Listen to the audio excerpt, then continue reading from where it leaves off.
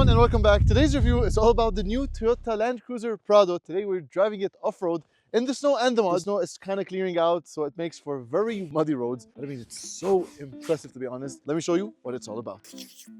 So before heading out on the road and see what the Prado can really do, let's start off in the showroom to have a closer look and see what's under the skin. If you're watching this video in North America or Europe, this is called Land Cruiser only.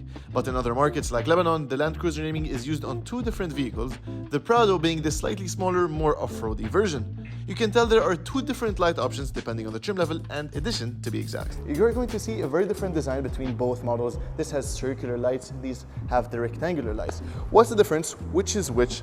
So basically both are first edition, but the lights differ on the trim levels. So this is the Adventure and this is the All-Rounder. And only the Adventure first edition gets the circular lights. Toyota kind of made it a special edition. So if you wait a year and want to get the Adventure grade, you're not going to be able to get the circular lights. But obviously both get fog lights down at the bottom, and the whole bumper is in pieces now, and it's not a whole part. So in case you damage, for example, this, only this section can be changed and removed, and the grille as well, and down at the bottom. So yeah, they're kind of making it a more Lego style car, as I mentioned, because the design is very Lego-ish. Blacked out trims on these all-terrain tires, looks pretty clean. Side step over here and blacked out side mirrors and door handles. Obviously we have keyless entry, and then roof rails over the top. Rectangular design language comes towards the back as well, with Land Cruiser Prado lettering on the side, and I really like that. It doesn't have the Toyota logo, but rather lettering. New move everybody's doing, most brands are doing, and I feel it looks much more premium. I really like the way it looks. Mud flaps, Land Cruiser first edition. Look at this attention to detail. And the spare tire is obviously down at the bottom. The Prado now features a rectangular design language that starts off with this bold front grille and seamlessly flows to the side profile. It's accentuated by a one-step lower belt line. With a ground clearance of around 220 millimeters, the Prado is ready for all kinds of adventures. Approach angle is around 31 degrees, and the departure angle is 25 degrees. Now there's something about Toyota vehicles in general that makes me want to drive them every single day because of how intuitive and very well laid out the interior is, and the Prado is no exception.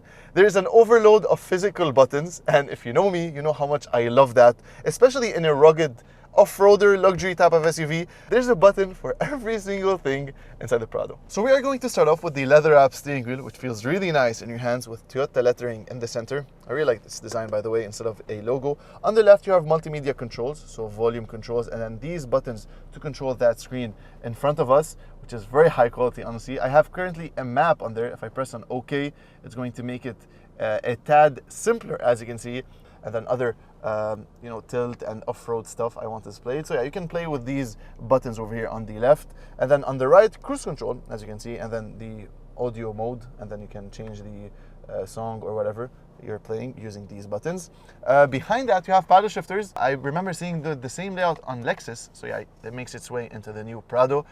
Stocks, basically. On the left you are going to see basic stuff for adaptive high beam, and then this is for your sensors. You can change the brightness of the instrument cluster, and down at the bottom you can open up the tailgate, which is automatic on the new Prado. And as I pointed out when you were taking a look at the exterior, the belt line is a bit lower than the whole body of the car, so it makes for a kind of nice armrest on the top. Again, first edition on this first edition model we're sitting in currently. Automatic windows for all passengers, and then the controls basically for your side mirrors, which you can close as such.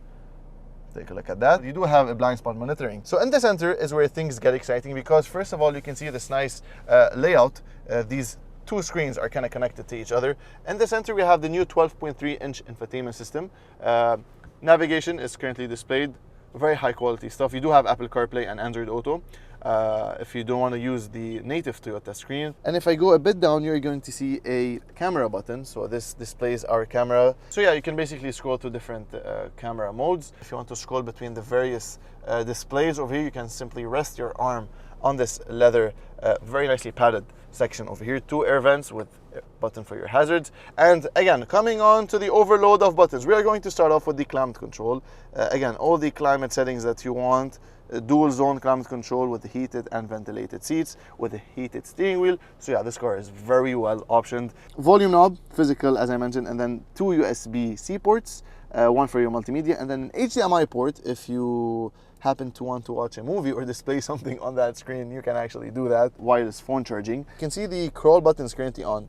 The crawl button is what everybody is excited to know about, because this helps so much in off-roading, and it's been missing on the previous generation. Above it, you're going to see the multi-terrain select. So if I press on this button, nothing is going to be displayed on the screen. But if I scroll through this mode select over here, so I can go to deep snow, mud, sand, dirt, and then auto, which is new on the Prado with nice little animations on that screen. And then if I want to go to the normal driving modes, basically, so again, nothing is going to display unless I turn that selector, so I can go into eco, sport, or normal. And again, I really appreciate that we've got this big bulky gear selector with leather down at the bottom. I don't know, let me know what you guys think of this. Would you have preferred a button style gear selector like on the different brands that's going into the minimalist and more modern design, or you want this, you know, bulky thing? I much prefer this, honestly. I don't think it's dated at all. Electronic parking brake with auto hold, and then traction control button with the sway bar disconnect. Toyota calls it stabilization or stabilizer bar, but this is basically what it does. And then locking diffs, center and rear. And then you can see we have the four-wheel drive controls for the high and low. You simply push on it for it to actually like engage, which is super cool. Two large cup holders, and the highlight of the interior, I feel, for a lot of people would be this very nice center console with a cool box, so you can keep your drinks very cold when you're doing some off-roading. Again, look at that trim, very nice material all around with high quality air vents. Let me know what you guys think. So I've jumped into the back seat. First of all, headroom is pretty impressive. I'm 186 centimeters or 6'1", so yeah, plenty amount of headroom. You can see an air vent over here, and look at how the belt line kind of goes up over here. Very nice design, really, with the grab handles over here. So that's kind of nice to point out. Automatic windows, obviously, as you'd expect. An armrest over here in the center with two cup holders. So this is my seating position. I have plenty amount of legroom with this nice pocket over here on the seats. And then in the center, Land Cruiser, and very nice detail for the passengers behind you. You have heated and ventilated seats. You can change where you want that to blow. And then below it, you have 12-volt power outlet with two USB ports for charging. So we all know that the Prado has a 4-cylinder engine, and some people complain about it because they prefer having a V6. What I have to say is that this, this is a bit dirty because of all the off-roading that we did, but the engine puts out the power just as smoothly as you'd expect, so no need to have a V6 that basically just uses more fuel and it just sounds a bit more bassy. Having a 4-cylinder, it makes it for a smoother ride, I would say, and the car is, you know, it just glides on the highway. I really enjoy driving it up here in the mountains, and once you're here, pop up in manual, turn off traction control, and you're having a lot of fun. So how I like to drive is to turn off traction control, especially when we're in the mud. So if we have to slide around, we could. Manual, and we're just ready to go. We have a puddle over here. Let's see. There we go.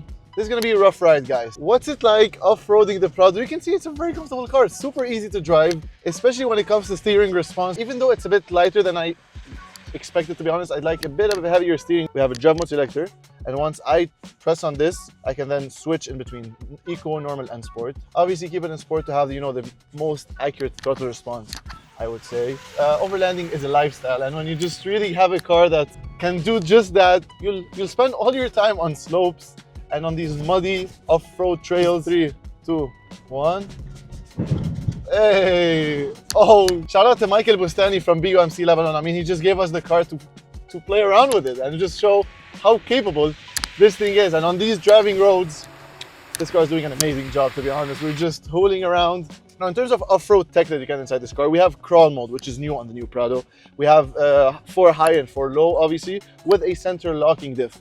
So all these combined will literally get you out of any situation. We almost got stuck earlier in the snow, but I mean, you simply lock the diff and you're just out of there, especially when we have all-terrain tires, which are just beautiful. And again, plenty of power, to be honest, plenty of torque, which is what you need while off-roading. Nothing short of that. And I like the sound of that Turbo 4, to be honest. It has, you know, this angry sound to it. The only thing that I don't really like is the horn sound. It feels like I'm sitting in a Toyota Yaris. That's it. Really wonderful driving experience, and especially with this. Look at this armrest. Look how comfortable it is just to put my hand on here. And we're gonna do a bit of sliding around since we have traction off. Just plenty of fun. Let's head out back to civilization.